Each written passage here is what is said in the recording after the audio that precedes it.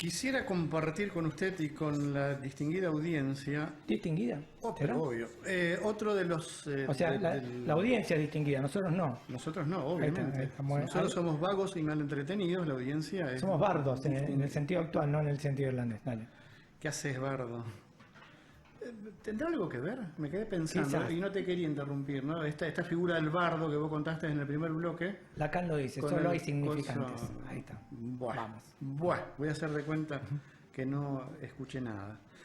Decía de otro de los grandes libros de Jorge Luis Borges, a quien hemos dedicado muy buena parte del programa, quería compartir con ustedes. ¿Transamos entonces que es distinguida?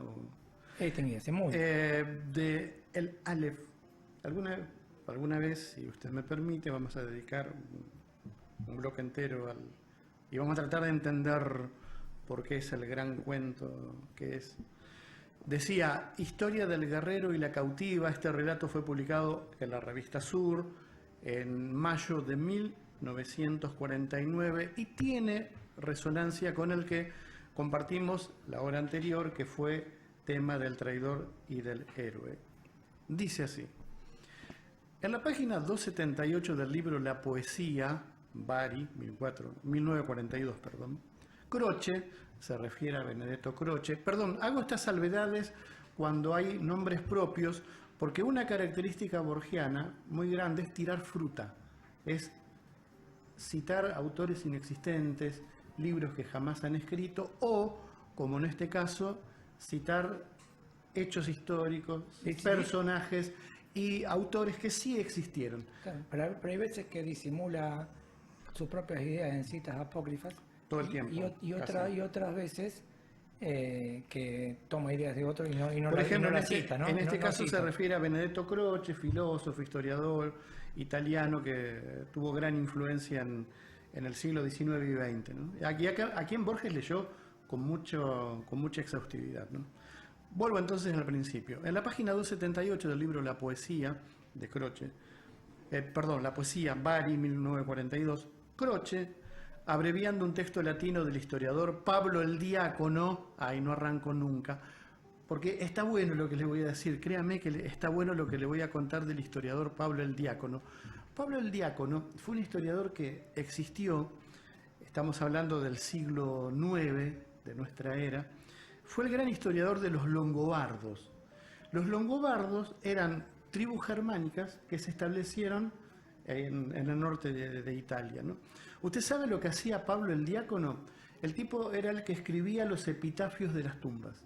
Mire qué ocupación, ¿no? O sea, vos te morías, entonces, Dios guarde libre, y decía, bueno, Pablo el Diácono venía, ¿viste? Osvaldito Burgos, Marcelo Costa, y te escribía el epitafio de tu lápida, ¿no? Pero hay que llevarse bien con Pablito. Obviamente, si no te ponía, ¿viste? Me hizo acordar, usted sabe que hay una novela muy linda que se llama Antología de Spoonriver, es del año 1914, de un norteamericano que se llamó Edgar Lee Masters. El tipo cuenta la historia de ese pueblito de Spoonriver a través de las lápidas que se ven en el cementerio. Entonces uno va armando la historia, ¿no? Con nombres y cuenta lo que le pasó, pero eso está en las lápidas del cementerio. Un gran poeta santiagueño, Andrés Chazarreta, con el que estuve una vez, me contaba, si yo tengo escrito mi epitafio, dice. Yo también. Dice, y era una cosa más o menos así. Acá el gran Andrés Chazarreta descansa y reposa, en su larga vida nunca hizo otra cosa. El mío es un poco distinto, pero bueno, no importa. Yo creo que un poeta escribe solamente eso, su epitafio, durante toda su vida. Es lo que queda. Es lo que queda. Y obviamente. ¿Te imaginabas, Osvaldito, últimos días, justo agarrarte la mano con el que escribe el epitafio? Claro, con Pablito, el Diácono. Claro. Aquí descansa Osvaldo Burgos, hincha de Newell's. No, qué más. Será otro, yo no, será otro. Pablo el Diácono, y ya termino con Pablo el Diácono, a usted que le gusta la música, ¿sabe por qué es importante? Porque Pablo el Diácono es el autor del himno a San Juan. Mira. Pero ¿por qué es importante el himno a San Juan? Porque del himno a San Juan se toman de las primeras sílabas del himno el nombre de las notas musicales. El himno a San Juan dice, ut quam laxis resonare fibris. mira gestorium, famulitorum, solvi polluti, saint Ioans. Entonces fíjese, todas las primeras sílabas empiezan ut, mi, re, ¿me van siguiendo? Sí. Resonare fibris, mira gestorum. Perdóneme, pero el latín antiguo lo pronuncio muy mal. Famulituorum, solve polluti, labi reatum, ut, re, mi, fa, sol, la. Y primeramente las notas eran 6. ¿Ustedes hacen crucigramas? ¿Vieron que los crucigramas dicen antiguo nombre de la nota do, que es ut? Bueno, sí. Es por este himno San Juan, dice ut quam laxis. Después se reemplazó el ut por do, por una cuestión de que es más fácil para el solfeo. No es lo mismo decir do, re, mi, que decir ut, re, ¿se entiende? Te corta la T. Y la séptima nota se agregó en el año 1600 y algo, y fue la si, Saint Ioans. No existía las notas eran 6 primeramente. Ahí bueno, no sé, nada más. No me pareció, si viste este latín, ¿eh? No sé me si pareció, escuchaste. sí, yo les pido perdón por el latín, el medio del interior. Medio del interior, bueno. Pablo el Diácono, entonces, decíamos que narra la suerte y cita, eso son los inspectores del latín, digamos, ¿viste? Cita el epitafio de Droctulf. Seguimos con Historia del guerrero y la cautiva. Droctulf es nuestro personaje hasta acá. Dice Borges, estos me conmovieron singularmente, luego entendí por qué. Dice Borges, fue Droctulf un guerrero lombardo que en el asedio de Ravenna abandonó a los suyos y murió defendiendo la ciudad que antes había atacado. Los raveneses le dieron sepultura en un templo y compusieron un epitafio en el que manifestaron su gratitud. Contestit caros, dumnos, amat ile parentes, bueno. Y el peculiar contraste que se advertía entre la figura atroz de aquel bárbaro y su simplicidad y bondad. ¿Sabe qué decía el epitafio? Decía, terriblis vis facis sed mente benignus, longaque robusto pectores barba fuit. ¿Qué sabe qué significa? Una apariencia terrible de ver, pero benigna en su espíritu, y una larga barba en su robusto pecho. Quiere decir, las apariencias engañan, las apariencias de usted, como diría el nano, ¿no? Tal es la historia del destino de Droctulf, bárbaro que murió defendiendo a Roma, o tal es el fragmento de su historia que pudo rescatar Pablo el Diácono. Ni siquiera sé en qué tiempo ocurrió. Si al promediar el siglo VI, cuando los longobardos desolaron las llanuras de Italia, si en el VIII, antes de la rendición de Ravenna. Imaginemos, este no es un trabajo histórico, lo primero. Imaginemos subespecie Aternitatis, significa bajo la perspectiva de la eternidad de Spinoza esto, a Droctulf, no al individuo Droctulf, que sin duda fue único e insondable, todos los individuos lo son, sino al tipo genérico que de él y de otros muchos como él ha hecho la tradición, que es obra del olvido y de la memoria. A través de una oscura geografía de selvas y de ciénagas, las guerras lo trajeron a Italia, desde las márgenes del Danubio y del Elba, y tal vez no sabía que iba al sur, y tal vez no sabía que guerreaba contra el nombre romano. Eso es muy lindo. No guerreaba contra Roma, contra el nombre romano. Que eso es lo invencible, ¿no? Vos podés vencer, podés ganar una batalla contra los romanos, pero el nombre romano es invencible. Quizá profesaba el arrianismo, que mantiene que la gloria del Hijo es reflejo de la gloria del Padre, pero más congruente es imaginarlo devoto de la tierra, de Erta, cuyo ídolo tapado iba de cabaña en cabaña, en un carro tirado por vacas, o de los dioses de la guerra y del trueno, que eran torpes figuras de madera, envueltas en ropa tejida y recargadas de monedas y ajorcas. Si me permitís una interrupción, es interesante destacar esto del arrianismo, porque los seguidores de Arriano en una época eran casi lo mismo que los seguidores de Cristo. Sí. Estaban a par a par, bueno, después fueron vencidos, los sucesivos concilios los declararon herejes y demás, y fueron perdiendo su... Eso lo cuenta ahí con el nombre de Leca, el nombre de la rosa. Claro. El conflicto es... bueno, entonces dice, es imaginarlo devoto de la tierra, de Erta, o sea, un pagano. ¿Está? Exactamente. Venía de las selvas inextricables. ¿Qué palabra le dije yo que no puede faltar en un relato de Borges? Venía de las selvas inextricables del jabalí y del uro. Era blanco, animoso, inocente, cruel, leal a su capitán y a su tribu, no al universo. Las guerras lo traen a Ravenna y ahí ve algo que no ha visto jamás o que no ha visto con plenitud. Y acá una típica enumeración borgiana. dice Borges. Ve el día y los cipreses y el mármol. Ve un conjunto que es múltiple sin desorden. Ve una ciudad, un organismo hecho de estatuas, de templos, de jardines, de habitaciones, de gradas, de jarrones, de capiteles, de espacios regulares y abiertos. Ninguna de esas fábricas, la concepción etimológica de la palabra, se refiere a construcción antigua. Ninguna de esas fábricas, lo sé, lo impresiona por bella. Lo tocan como ahora nos tocaría una maquinaria compleja cuyo fin ignoráramos, pero en cuyo diseño se adivinara una inteligencia inmortal. Quizá le basta ver un solo arco con una incomprensible inscripción en eternas letras romanas. Bruscamente lo ciega y lo renueva esa revelación, la ciudad.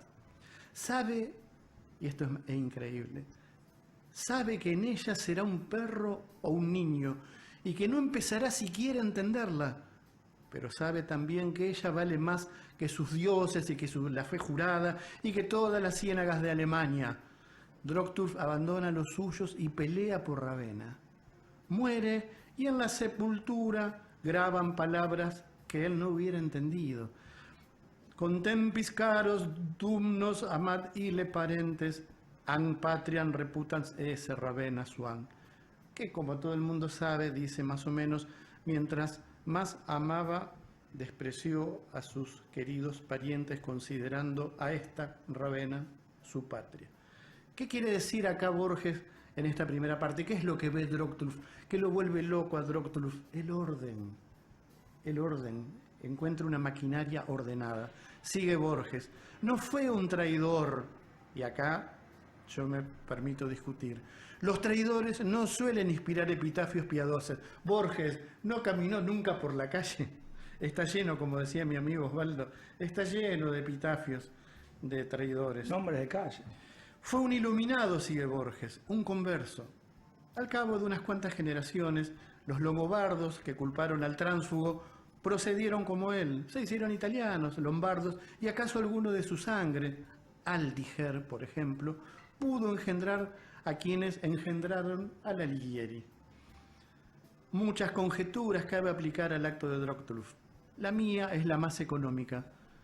Si no es verdadera como hecho, lo será como símbolo. Sigue Borges. Cuando leí en el libro de Croce la historia del guerrero, esta me conmovió de manera insólita y tuve la impresión de recuperar, bajo forma diversa, algo que había sido mío.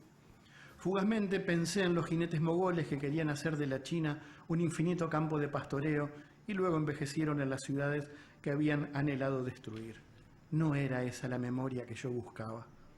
La encontré al fin en un relato que le oí alguna vez a mi abuela inglesa, que ha muerto.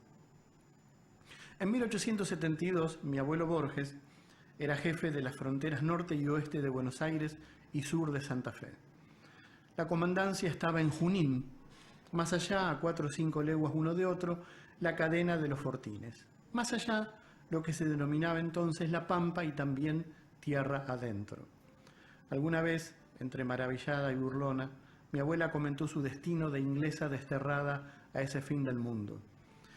Le dijeron que no era la única y le señalaron, meses después, una muchacha india que atravesaba lentamente la plaza.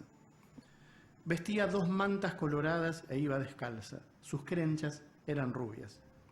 Un soldado le dijo que otra inglesa quería hablar con ella. La mujer asintió. Entró en la comandancia sin temor, pero no sin recelo. En la cobriza cara, pintarrajeada de colores feroces, los ojos eran de ese azul desganado que los ingleses llaman gris. El cuerpo era ligero como de cierva, las manos fuertes y huesudas. Venía del desierto, de tierra adentro, y todo parecía quedarle chico. Las puertas, las paredes, los muebles. Hago una pequeñísima pausa acá. La abuela paterna de Borges, la casada con su abuelo obviamente, era inglesa y es por eso que Borges tiene el inglés como lengua materna, porque esa abuela fue la que lo cría. ¿Sí? Sigamos con el relato. Quizá las 2 mujeres, por un instante, se sintieron hermanas. Estaban lejos de su isla querida y en un increíble país. Mi abuela enunció alguna pregunta. La otra le respondió con dificultad, buscando las palabras y repitiéndolas como asombrada de un antiguo sabor. Haría 15 años que no hablaba el idioma natal y no le era fácil recuperarlo. Dijo que era de Yorkshire, que sus padres emigraron a Buenos Aires, que los había perdido en un malón, que la habían llevado los indios y que ahora era mujer de un capitanejo, a quien ya había dado 2 hijos y que era muy valiente. Eso lo fue diciendo en un inglés rústico, entreverado de araucano o de pampa, y detrás del relato se vislumbraba una vida feral. Los toldos de cuero de caballo, otra enumeración borgiana. Los toldos de cuero de caballo, las hogueras de estiércol, los festines de carne chamuscada o de vísceras crudas, las sigilosas marchas al alba, el asalto de los corrales, el alarido y el saqueo, la guerra, el caudaloso arreo de las haciendas por jinetes desnudos, la poligamia, la hediondez y la magia. A esa barbarie se había rebajado una inglesa. Movida por la lástima y el escándalo, mi abuela la exhortó a no volver. Juró ampararla, juró rescatar a sus hijos. La otra le contestó que era feliz y volvió esa noche al desierto. Francisco Borges moriría poco después en la Revolución del 74. Quizá mi abuela entonces pudo percibir en la otra mujer, también arrebatada y transformada por este continente implacable, un espejo monstruoso de su destino. Todos los años, la india rubia solía llegar a las pulperías de Junín o del Fuerte Lavalle en procura de baratijas y vicios. No apareció desde la conversación con mi abuela. Sin embargo, se vieron otra vez. Mi abuela había salido a cazar. En un rancho cerca de los Bañados, un hombre degollaba una oveja. Como en un sueño, pasó la india a caballo, se tiró al suelo y bebió la sangre caliente. No sé si lo hizo porque ya no podía obrar de otro modo o como un desafío y un signo. 1300 años y el mar median entre el destino de la cautiva y el destino de Drogtruf. Los dos, ahora, son igualmente irrecuperables. La figura del bárbaro que abraza la causa de Ravenna, la figura de la mujer europea que opta por el desierto, pueden parecer antagónicos. Sin embargo, a los dos los arrebató un ímpetu secreto, un ímpetu más hondo que la razón, y los dos acataron ese ímpetu que no hubieran sabido justificar. ¿Acaso las historias que he referido son una sola historia? El anverso y el reverso de esta moneda son, para Dios, iguales, dice Jorge Luis Borges en este tremendo relato que se llama Historia del guerrero y la cautiva. Y yo me quedo preguntando, ¿el anverso y el reverso de esta moneda son realmente iguales? Este texto es del año 1949. Yo creo que hoy, a la luz del agua transcurrida bajo el puente, me parece que no son iguales, pero es nuestra opinión. Y por otro lado, fíjense cuando yo le decía los dos linajes, ¿no? El linaje de la enciclopedia, Drogtruf, y el linaje de la patria, que es el decir, de la memoria de la patria, que es decir, el combate, el cuerpo. ¿Por quién opta la India, la inglesa de venida a India? La poligamia, el valiente. Hay de todas maneras otra lectura interesante, que es la idea de la relativización del eje de civilización y barbarie, ¿no? Tal cual, todo el tiempo está ahí en... Y la idea de que, bueno, el traidor de los bárbaros es un iluminado converso. Eso me quedó también, ¿no? Porque los civilizados son los que defendió, le dedicaron un epitafio. Tal cual. Por eso son los